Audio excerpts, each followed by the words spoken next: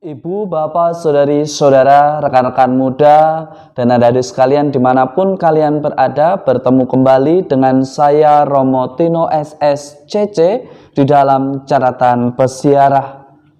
Di dalam persiaran hidup, pasti Anda dan saya, kita semua pernah mengalami kekecewaan, pernah merasa putus asa karena usahanya gagal, atau karena apa yang direncanakan tidak sesuai dengan kenyataannya. Tetapi hari ini kita bersama diajak untuk berani menggunakan cara pandang yang berbeda di dalam peristiwa atau situasi di mana kita hidup dan di mana kita menjalani saat ini. Percayalah bahwa Tuhan akan selalu menyertai dan memberkati serta menjadikan Anda dan saya berbuah ketika kita tekun dan senantiasa mau terus berusaha. Sebelum kita mendengarkan permenungan dari catatan pesiarah, marilah kita membuat tanda kemenangan Kristus. Dalam nama Bapa dan Putera dan Roh Kudus. Amin. Allah Bapa yang Maha Pemurah, Engkau mengutus putramu ke dunia untuk menjadi roti kehidupan bagi kami.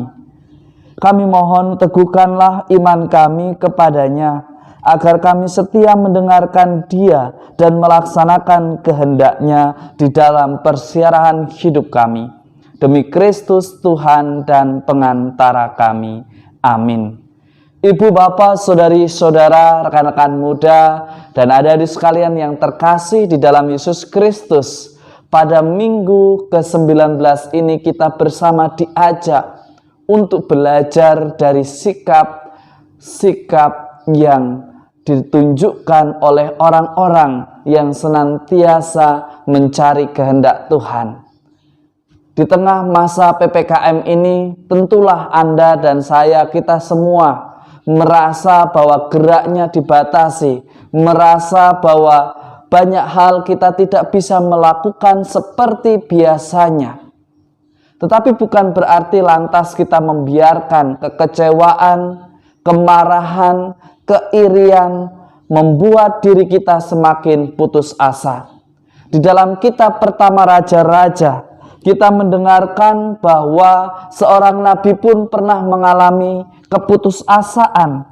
Ketika mengalami keputusasaan itu, tidak ada banyak pilihan untuk diambil.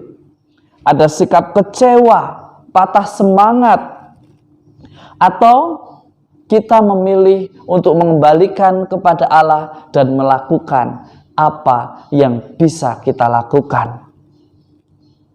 Elia mengalami itu semua.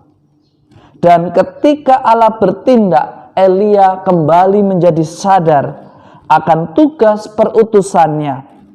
Tidak ada kata lain selain harus terus berjuang karena Allah senantiasa menyertai.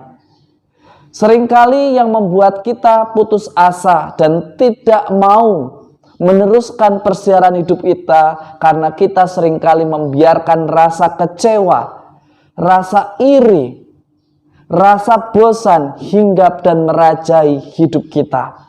Kita diajak bersama untuk terus berjuang, untuk terus tekun mencari solusi. Tuhan sudah memberikan segala kreativitas. Tuhan sudah memberikan kemampuan yang sangat luar biasa. Kita bisa gunakan itu untuk mengatasi persoalan di dalam persiaran hidup kita.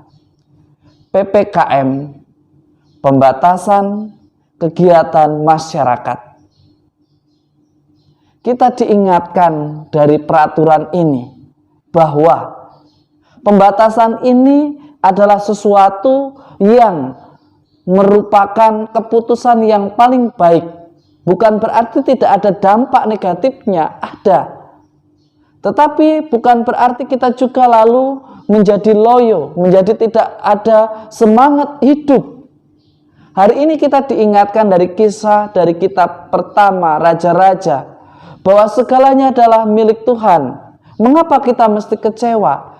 Kalau kita melakukan apa yang menjadi tugas kita, apa yang menjadi tanggung jawab kita dengan segala talenta yang Tuhan berikan, percayalah di dalam nama Tuhan dan di dalam ketekunan serta usaha untuk mencari solusi, Tuhan akan menjadikan Anda dan saya serta kita semua menjadi berkat. Jangan kita sia-siakan hidup kita hanya karena kita merasa kecewa, lantas putus asa untuk melanjutkan hidup kita. Tuhan menyadarkan dan mengingatkan kita semua. Tuhan sudah menciptakan kita semua baik adanya. Mungkin kita diberikan kelemahan, tetapi juga di bidang yang lain kita sudah diberikan kelebihan. Tinggal bagaimana sikap dan cara pandang kita. Situasi, kondisi akan tetap seperti ini. Tetapi yang mengubah bukanlah situasinya, tetapi cara pandang kita, cara kita mengatasi persoalan hidup kita, dan cara kita mencari solusi atas perserahan hidup kita. Di dalam bacaan kedua, kita diajak untuk menyadari di dalam surat Rasul Paulus kepada jemaat di Efesus, kasih yang diberikan Allah melalui Kristus hendaknya menjadi landasan bagi jemaat dan dalam berelasi dengan yang lain. Paulus menegaskan, hiduplah di dalam kasih sebagaimana Kristus yang telah mengasihi Anda dan saya dan kita semua. Jika Allah demikian mengasihi dan senantiasa mengampuni Anda dan saya serta kita semua, lantas mengapa kita tidak bisa hidup di dalam kasih dan saling mengampuni satu dengan yang lain, saling tolong-menolong, bahwa kita adalah sama-sama ciptaan makhluk Tuhan. Pada poin yang kedua, selain kita diajak pada poin pertama untuk tetap semangat, kita diajak untuk mengasihi. Jika kita mengakui diri bahwa sebagai orang yang beriman dan mengenal Allah kita yang adalah kasih, patut untuk kita refleksikan bersama. Apakah Anda dan saya, kita semua mengasihi sesama kita? Hidup di dalam iman berarti kita hidup di dalam kasih. Kasih menjadi dasar dari setiap tindakan kita. Kita diajak untuk tidak menjadi pribadi yang semena-mena di dalam menghakimi atau mengadili sesama kita. Di dalam kasih, mestinya ia menunjukkan kebenaran, menegur yang salah dengan cara yang tepat, tanpa harus mengadili, tanpa harus menghakimi semau kita. Kita mesti bertanya, mengapa mereka sampai jatuh? Apa sebabnya? Awal mulanya bagaimana? Bukan justru kita ikut mengadili dan menyalahkan, seolah-olah kita adalah Tuhan atas mereka. Kita semua diajak sebagai anak-anak Allah menjadi saksi akan kasih Allah di dalam persiaran hidup kita. Dan jika itu semua terasa berat, jangan lupa untuk mengandalkan Tuhan di dalam hidup kita. Seringkali kita fokus pada persoalan hidup kita, pada permasalahan yang ada, tetapi kita lupa pada Sang Sumber kehidupan yang senantiasa memberikan kekuatan.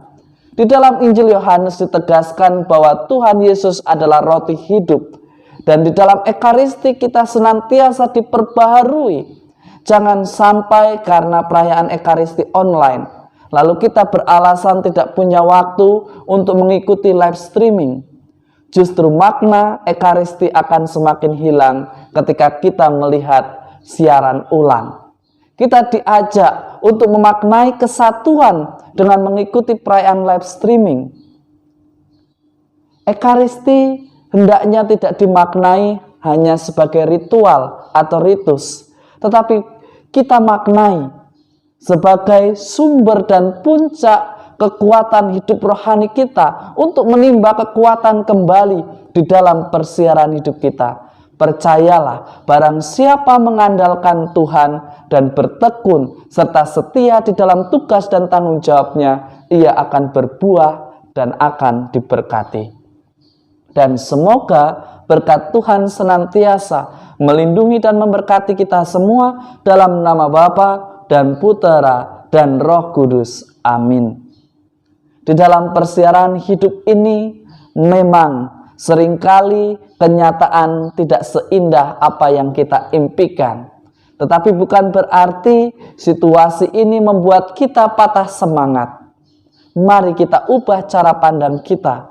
Bukan situasi yang membentuk kita, tetapi cara pandang kita dan sikap kita menggunakan talenta yang sudah diberikan pada Allah untuk bertumbuh dan berkembang di dalam iman dan di dalam talenta kita.